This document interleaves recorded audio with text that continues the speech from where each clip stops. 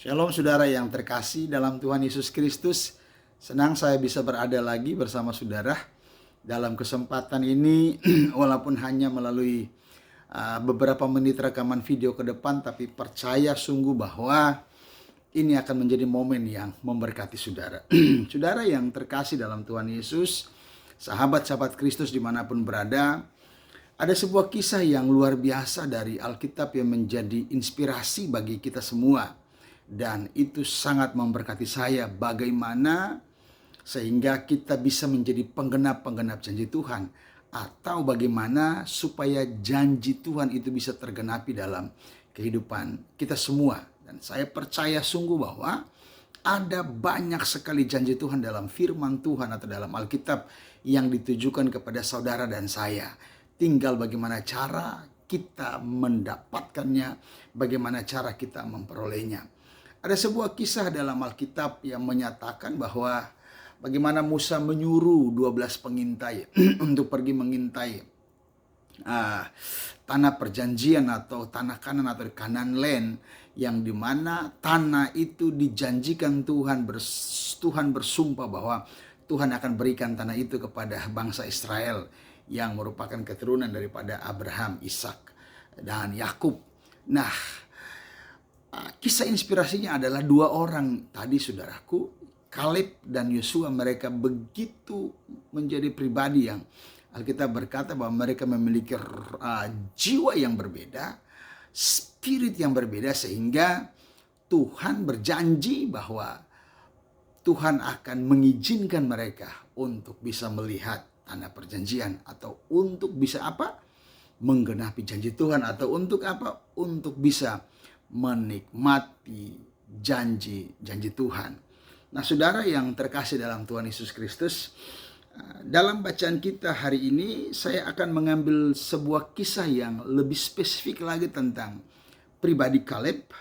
Jadi pada waktu mereka sudah masuk ke tanah perjanjian, Kaleb mulai meminta kepada Yosua supaya dia pergi merebut satu tanah lagi, yaitu Hebron, untuk menjadi milik pusakanya.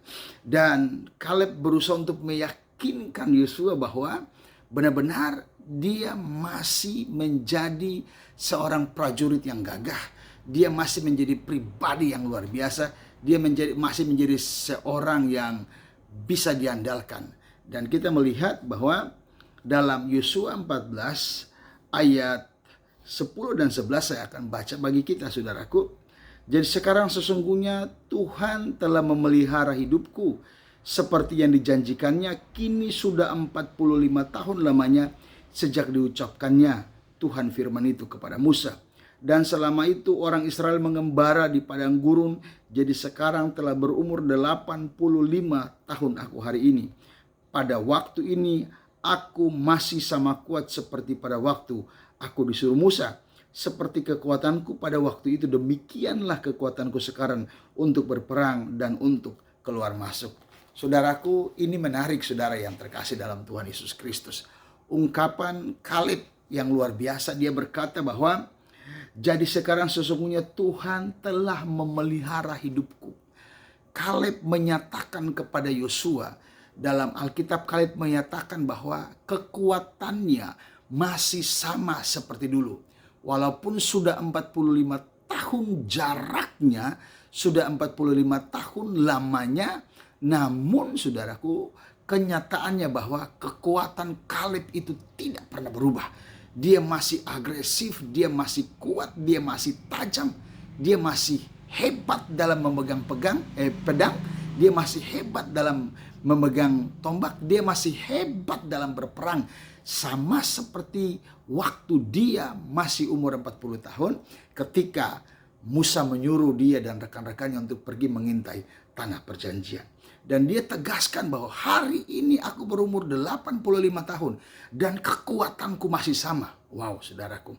Ini merupakan satu hal yang luar biasa. 45 tahun lamanya kekuatan Kaleb masih sama ketika dia berumur 85 tahun. Kekuatannya masih sama. Nah, saya berusaha untuk mencari tahu kenapa Kaleb menjadi pribadi yang begitu luar biasa.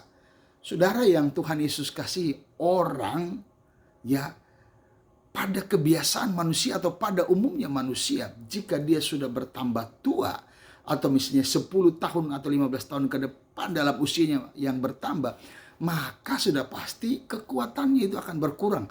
Maka sudah pasti bahwa tampilan fisiknya itu akan berbeda. Maka sudah pasti bahwa dia punya kemampuan, baik itu kemampuan berpikir, kemampuan fisik dan lainnya itu mungkin sudah agak menurun karena dia sudah ada pada masa tua. Yang jadi keren sekarang adalah sindrom pensiun. Ketika orang sudah masuk dalam masa pensiun, maka seakan-akan dia sudah tidak memiliki tenaga lagi, dia sudah tidak memiliki kepercayaan diri lagi, dia sudah hilang kekuatannya, seperti orang yang sudah tidak akan dipakai lagi, dan manusia itu seperti itu, saudaraku. Tetapi ada pribadi yang beda yang bisa menjadi inspirasi kita semua, yaitu siapa? Yaitu Kaleb. Kekuatan Kaleb tidak dimakan usia, semangatnya tidak dimakan usia, ketajamannya tidak dimakan usia. Saya cari tahu apa kuncinya. Ternyata kuncinya adalah dia berkata bahwa sesungguhnya Tuhan telah memelihara hidupku seperti yang dijanjikannya. Kuncinya kenapa Kaleb begitu luar biasa? Karena dia terpelihara oleh Tuhan. Dia dijaga oleh Tuhan. Dia dipelihara oleh Tuhan. Nah, saudara yang terkasih dalam Tuhan Yesus Kristus, orang yang dipelihara Tuhan berbeda dengan orang yang tidak dipelihara Tuhan. Orang yang dipelihara Tuhan itu akan memiliki jiwa yang beda. Memiliki roh yang beda. Orang yang dipelihara Tuhan itu akan memiliki tampilan yang beda.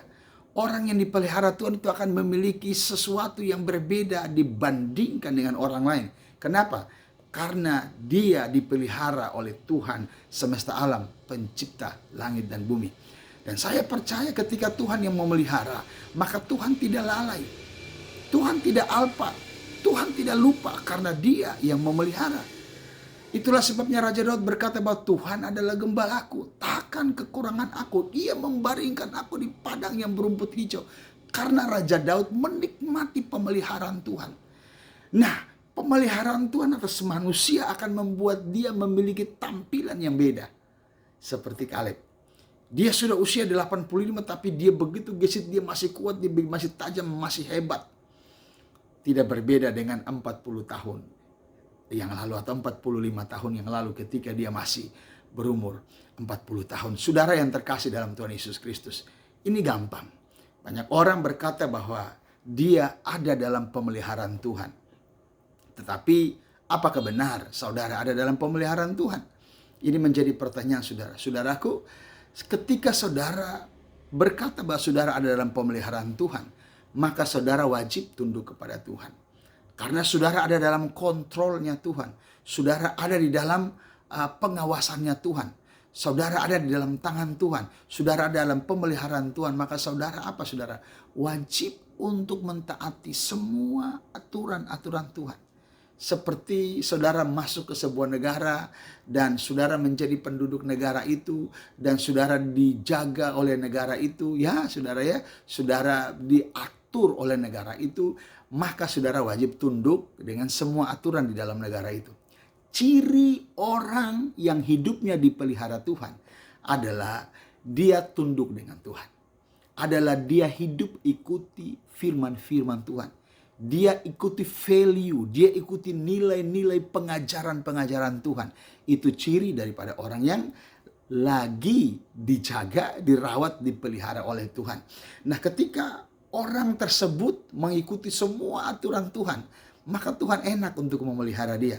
Tuhan nyaman untuk memelihara dia. Karena apa? Hidupnya apa? Pasrah. Karena apa? Hidupnya berserah kepada Tuhan.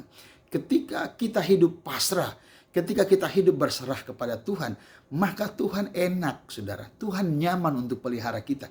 Tuhan mau bikin apa saja kepada kita, dia pasti bikin. Ada lagu yang mengatakan bahwa suka-sukamu Tuhan. Nah, suka-sukamu Tuhan atau ciri suka-sukamu Tuhan adalah sebuah lagu yang membawa ciri khas bahwa kita lagi dipelihara Tuhan. Jadi saudara, kalau dalam pemeliharaan Tuhan, saudara jangan banyak mengeluh, saudara jangan banyak berbantah, saudara jangan banyak saudara ya berkata bahwa begini, tetapi saudara hanya pasrah dan berserah kepada Tuhan. Itu ciri orang yang dipelihara oleh Tuhan. Dan orang yang dipelihara oleh Tuhan, tampilannya akan seperti Kaleb. Dia masih memiliki kekuatan yang luar biasa. Dia berkata bahwa sudah 45 tahun lamanya semenjak aku disuruh Musa pergi mengintai. Sampai sekarang aku berusia 85 tahun. Aku masih tajam. Ketika Tuhan memelihara saudara, Tuhan melindungi saudara, Tuhan menjaga saudara, maka saudara memiliki roh yang berbeda. Saudara memiliki jiwa yang berbeda. Saudara memiliki tampilan yang berbeda. Hanya satu, saudara wajib tunduk, saudara wajib pasrah untuk dipelihara oleh Tuhan. Saya sangat percaya pemeliharaan Tuhan itu sempurna. Saya sangat percaya pemeliharaan Tuhan itu luar biasa. Saya sangat percaya. Ya, ketika pemazmur mulai bingung, aku melayangkan mataku ke gunung-gunung. Dari manakah pertolonganku? Pertolonganku ialah dari Tuhan yang menjadikan langit dan bumi. Saudara yang terkasih dalam Tuhan Yesus Kristus, itulah sebabnya Daud dalam masalahnya, dia berkata lebih baik aku jatuh ke tangan Tuhan. Ya, lebih baik aku berada di tangan Tuhan. Artinya apa saudaraku? Hidup ini memang banyak pilihan. Saudara mau dipelihara siapa? Saudara mau dijaga oleh siapa? Itu terserah saudara. Tetapi orang yang bijaksana akan memilih bahwa saya harus dipelihara di tangan yang tepat. Saya harus dijaga di tangan yang tepat. Ketika saudara berada di tangan yang tepat, maka hidup saudara akan menjadi hidup yang luar biasa. Tangan Tuhan, Yeshua HaMashiach, Yesus Kristus namanya, adalah tangan yang tepat untuk saudara menaruh hidup saudara. Haleluya, biarlah renungan ini menjadi rema, menjadi berkat bagi kita semua. Jadi yang pertama adalah karena Kaleb dipelihara oleh Tuhan. Tuhan Yesus memberkati kita semua.